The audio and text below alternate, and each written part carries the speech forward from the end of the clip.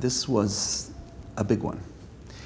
And the aftershocks from this big one are going to keep hitting for a while.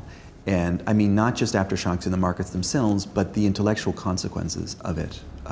And there are human beings who are responding to this, and so this is what human beings do. Sometimes they say, oh, it's all over, we can go back to normal, and it would be nice if that were true. I don't actually think that is true, and we will eventually discover that.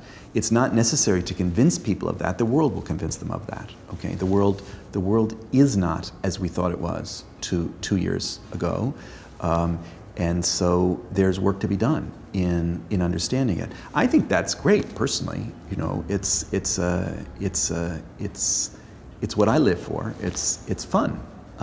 Now, that sounds odd because I think it's going to be hard. Okay, it's going to be hard slogging. It's going to be probably hard economic times too, and it's not going to be fun in that regard. But for somebody who lives in the world of ideas, it's great.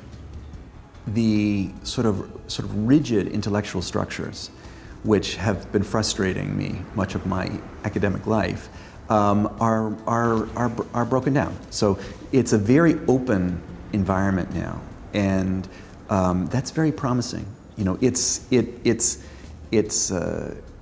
scary in the sense that there aren't these existing structures that you can build on, but I think it was about time that we start building in another direction, and so it's open.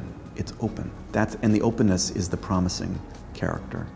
It's the openness that gives me hope.